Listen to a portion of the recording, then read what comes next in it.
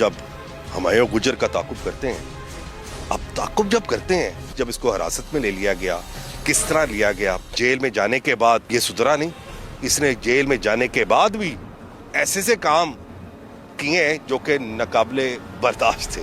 और ये सारी बातें जो हैं ये खालिद फारूक साहब बताएंगे। जी अस्सलाम वालेकुम जी राना साहब, कैसी तबीयत आप? बहुत शुक्रिया आपका, आज आपने मुझे मौका दिया।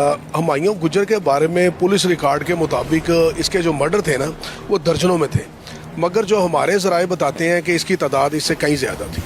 इसके जो दो दोस्त थे इसके साथ, नाजी भट्ट और इसके गैंग के मज़ीद जो जितने भी दोस्त थे इसके साथ, इन पर एक और इल्ज़ाम था कि इन्होंने MNA जो मसूद था सियालकोट का, उसका और उसके बेटों का मर्डर में भी ये लोग मुलव्वस रहे हैं। उसके बाद इसने 89 और 90 की दहाई में इसने काफ़ी ज़्यादा पुलिस मुकाबले किए हैं, जिसमें थानों में भी पुलिस ऑफिसरों के कत्ल भी शामिल थे इसमें, जो रिकॉर्ड में नहीं है। उसके बाद इसने भागने की कोशिश जब की है, ये मफरूर होने लगा था, यहाँ से पाकिस्तान से निकलने लगा था, तो ये गया था लाहौर एयरपोर्ट पर। इसने ऑफ वाइट पैंट कोट पहना था और तकरीबन एक किलो सोना इसने पहन रखा था जी। उसके बाद पुलिस ऑफिसर को किसी ने मुखबरी की कि हुमायूं गुजर लाहौर। साहब मुझे काइंडली ये भी बताएं कि जो पुलिस ऑफिसर था उसकी जिसने मुखबरी की थी पुलिस वालों को, तो हमारे नाज़रीन को उनके बारे में बताएं कि वो कौन शख्सियत का वो देखें, वो ऑन एयर तो शायद मैं उसका नाम ना लूं,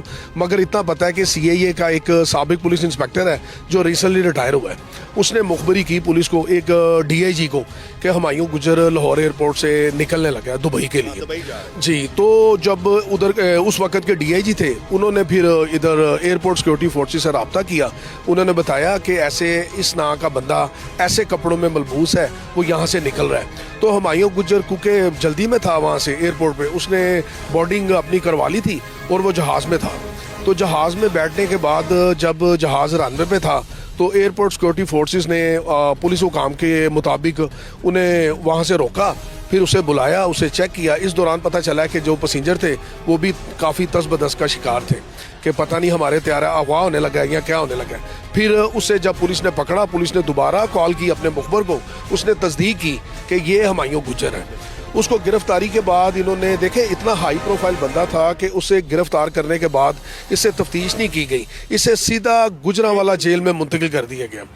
गुजरांवाला जेल के ज़राए बताते हैं हमें उस वक़्त के कि उसने ना जेल में बैठ के उसने अपने काम रोके नहीं, उसने वहाँ पे भत्ते के लिए कालें की, लोगों को थ्रेड किया, तो काफ़ी काम उसने निकलवाए।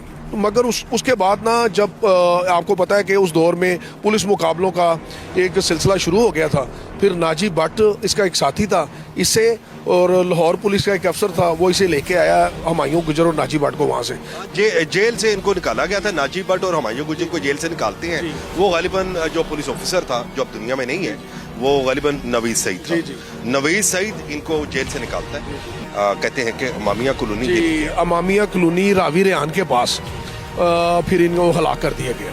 तो इस तरह ये एक बाब था जो ख़त्म हुआ।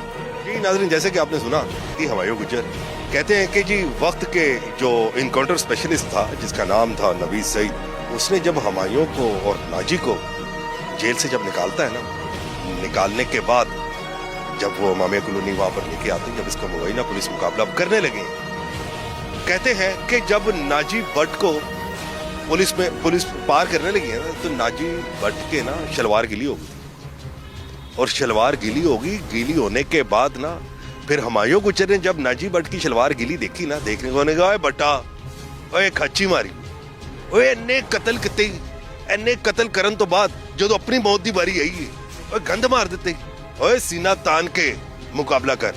और इसको फिर नाजी भट्ट को पुलिस मुकाबले में मारा जाता है। और जब हुमायूं गुजर की बारी आती है तो कहते हैं कि इसने सिगरेट लगाया, सिगरेट कहते यार जेड़ी रात कबर उचेगी तो फिर आनी तो ये सिगरेट फेंकता, और फेंकने के बाद इसको भी मुबैना पुलिस मुकाबले में पार कर दिया जाता है।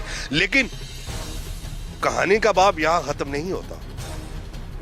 कहानी अब कई बरसों बाद एक नया रुख